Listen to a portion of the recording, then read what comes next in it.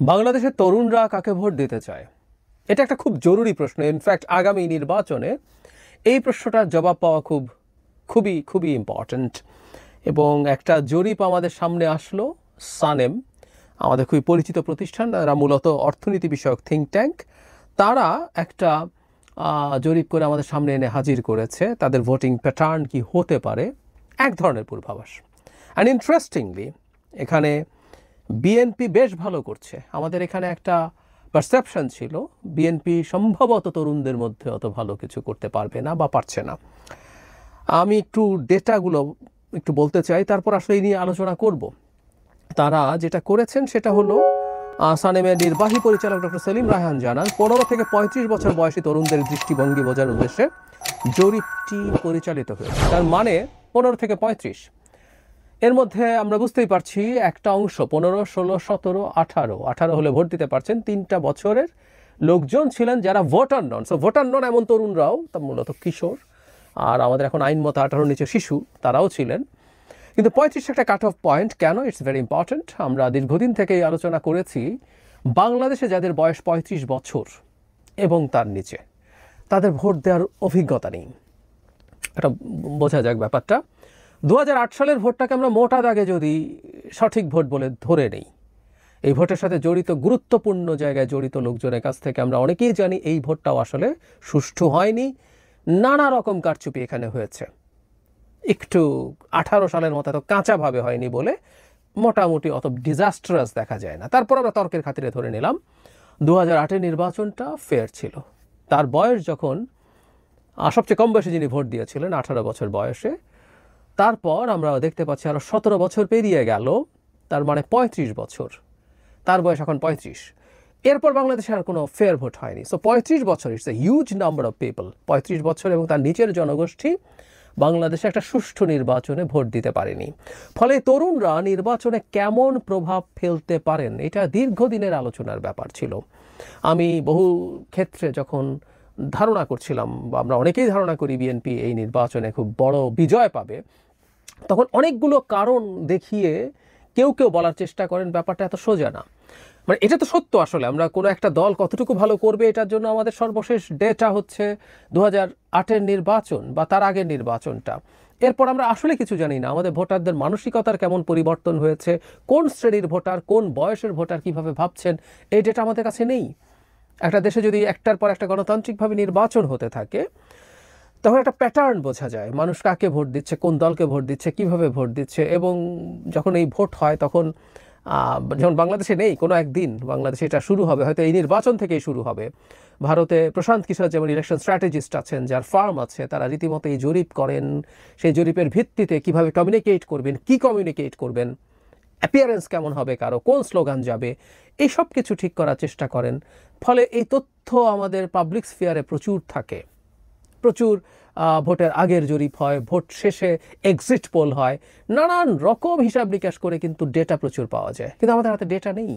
গত 15টা বছর 3টা নির্বাচন আসলে ম্যানিপুলেটেড হওয়ার পর আমরা আসলে 8-এর পরে 15 বছর আমাদের কিছুই জানা নেই। 3টা নির্বাচন চলে গেল। ফলে ওই তরুণ ভোটারকে দেখি অনেকে বলেন যে বিএনপি তো এই তরুণ ভোটারদের কথা কিছু জানে না। সংখ্যায় 4-5 কোটি হতে পারে, সংখ্যাটা বিপুল সংখ্যা। আমাদের 12 কোটি ভোটারের মধ্যে যদি এটা হয়, তার মানে অর্ধেকের কিছু কম, বা অ্যারাউন্ড 40% ভোটার যদি এভাবে ভাবে, বা 35% ভোটার, এটা একটা ইলেকশনে বিরাট ডিসাইডিং ফ্যাক্টর। এখন আগে রেজাল্টটা একটু দেখি, তারপর জরিপের আরও 2-একটা ইস্যুর একটু কথা বলতে চাই। এই জরিপের ফলাফলে দেখা গেছে 38.76% তরুণ ভোটার, মানে 15 থেকে 35 বয়সে যাদেরকে নেওয়া হয়েছে, তাদের মধ্যে 38.76% বিএনপিকে ভোট দিতে চায়। 21.45% ভোটারের পছন্দের দল জামায়াতে ইসলামী। সদ্য গঠিত জাতীয় নাগরিক পার্টির প্রতি সমর্থন 15.84%। এটা বলা হচ্ছে জাতীয় পার্টি 3% ভোট পেতে পারে, এরকম বলা হয়েছে। এবং ইন্টারেস্টিং ব্যাপার হচ্ছে, আওয়ামী লীগ যদি নির্বাচনে পার্টিসিপেট করতে পারত তাহলে 15%-এর কিছু ভোট বেশি পেতে পারে। আওয়ামী লীগের তরুণদের মধ্যেও আওয়ামী লীগের ভোটের পার্সেন্টেজ 15%-এর কিছু বেশি। আমি ধারণা করছিলাম বাংলাদেশে এখনও 20% মানুষ আওয়ামী লীগকে ভোট দিতে পারে বা সমর্থন করে। এটা মেলে, কারণ আমরা যদি আপডেট মানে মোর এজের যে গ্রুপ আছে তাদের মধ্যে আওয়ামী লীগের সমর্থন আরও বেশি হতে পারে। আচ্ছা, এই জরিপটা করা হয়েছে 8টা বিভাগের 2টো জেলায়, মানে 2টো করে জেলা নেওয়া হয়েছে 8টা বিভাগের, এবং প্রতিটি জেলা 2 উপজেলা তরুণ তরুণীদেরকে নেওয়া হয়েছে। এখানে একটা জিনিস একটু বলে রাখা ভালো, এই স্যাম্পল নিয়ে আমি ডিটেল পাইনি, আমি খোঁজার চেষ্টা করেছি। কারণ হলো আমাদের কোনখান থেকে স্যাম্পল নিচ্ছি সেটার উপরেও আসলে এই জরিপের ফলাফল অনেক ক্ষেত্রে নির্ভর করতে পারে। আমি ধারণা করি সানেম খুবই রেসপেক্টেড একটা প্রতিষ্ঠান, তারা এটা খেয়াল রেখেছেন। কারণ হলো আমরা প্রত্যেক বিভাগ থেকে যদি 2টো জেলা নেই এবং প্রতি জেলা থেকে 2টো উপজেলা নেই, আমাদের সেই সিলেকশনের মধ্যে সম্ভাবনা আছে জামায়াত প্রিডমিনেন্টের জেলা, বিএনপি প্রিডমিনেন্ট জেলা বা উপজেলা, সেরকম যদি হয় আমাদের ফলাফল সেটাতে প্রভাবিত হতে পারে। কোনো কিছু কিছু স্পেসিফিক জায়গায় জাতীয় পার্টির প্রভাব আছে, কিছু কিছু স্পেসিফিক জায়গায় আওয়ামী লীগের প্রভাব আছে এখনও। সো স্যাম্পলগুলো কোত্থেকে নেওয়া হয়েছে এটাও আসলে টু সাম এক্সটেন্ট ম্যাটার করে।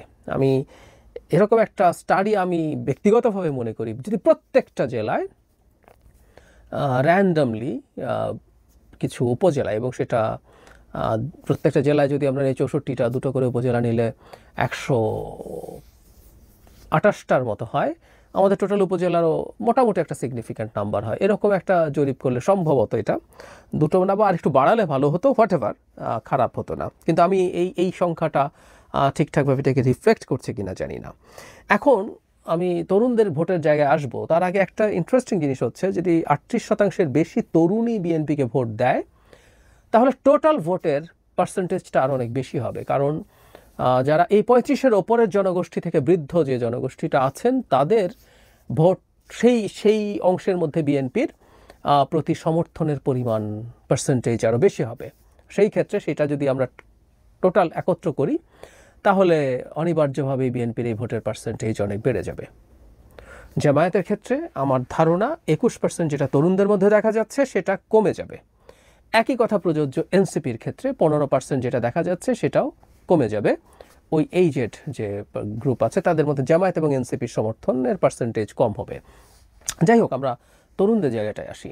এই আলাপ আমাদের এখানে খুব ভালোভাবে ছিল, যেহেতু এই সময়টাতে রাজনীতি ছিল না। এই গ্রুপটা যখন বেড়ে উঠছে তারা রাজনীতি দেখেনি, তারা আওয়ামী লীগকে দেখেছে, এবং এক ধরনের ধারণা করা হয় যে বাংলাদেশে মানুষের মনে খানিকটা হলেও ইসলামাইজেশন হয়েছে বা কিছু কিছু ক্ষেত্রে হয়েছে, তরুণদের মধ্যে এই প্রবণতা বাড়ছে, এই ধরনের আলাপ আছে। এবং 21% যদি জামায়াত ভোট সত্যিই পাবে, যদি পায়, পরিস্থিতি তৈরি হয়, সেটাও আসলে it's a good indicator. Jamaat 21% vote যদি তরুণদের মধ্যে পাওয়ার পরিস্থিতি হয়, ভবিষ্যতের রাজনীতির জন্য জামায়াতের এটা খুবই উৎসাহব্যঞ্জক ব্যাপার। এবং আমরা যে আলাপ কেউ করেন সেটা এক ধরনের সত্যতা এটা দ্বারা নির্দেশিত হয়।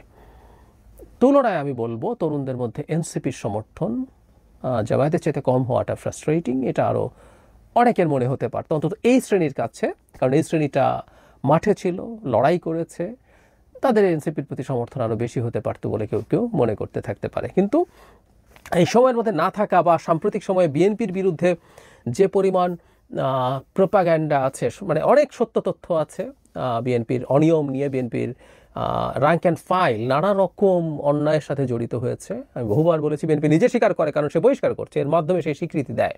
সেটা প্রচুর প্রোপাগ্যান্ডাও হয়েছে, বিরোধীরা করেছেন, এনসিপি করেছে, জামায়াত করেছে, তাদের সোশ্যাল মিডিয়াতে ফ্লাডেড আছে। সেটার পরও রাউন্ড 40% এই ইয়াং পিপল বিএনপিকে সমর্থন করছে। এটা বিএনপির জন্য খুবই আশাব্যঞ্জক ব্যাপার। আর একটা কথা বলে শেষ করতে চাই, সেটা হচ্ছে বাংলাদেশের জরিপকে আমরা কতটুকু রিলাই করব আসলে। কারণ জরিপে আমরা অনেস্টলি তথ্য দেই কিনা এটা বাংলাদেশের দীর্ঘকালীন একটা আলোচনার ব্যাপার। আমি নিজেও সন্দিহান আসলে যে দেশের লোকজন ঠিকঠাক মতো জরিপে তথ্য দেয় কিনা। তবে আবারও বলছি, এই যে জেনারেশনটা আছে, আমরা আশা করি তার প্রিভিয়াস জেনারেশনের মতো তারা না, তারা সঠিক তথ্য দিয়েই তারা এই অপিনিয়ন দিয়েছে। বটম লাইন হচ্ছে এই, এখন পর্যন্ত যা দেখা যাচ্ছে, ডেসপাইট এভরিথিং, এই জরিপের ফল যদি আমরা গ্রহণ করি, তাহলে বিএনপি তার নির্বাচনের জেতার পথে বেশ ভালোভাবেই আছে, এবং আমরা অন্য শক্তিগুলোকে উঠে আসতে দেখছি। That is very important. মানে আওয়ামী লীগের 15% তরুণদের যদি সরিয়ে রাখে, 85%-এর মধ্যে কিন্তু বিএনপি হাফ পায়নি। That's very important. 85%-এর মধ্যে হাফ হচ্ছে 40%-এর বেশি, 42.5। বিএনপি 38 পয়েন্ট সামথিং পেয়েছে। তার মানে BNP half of the votes ইয়াংদের মধ্যে নেই।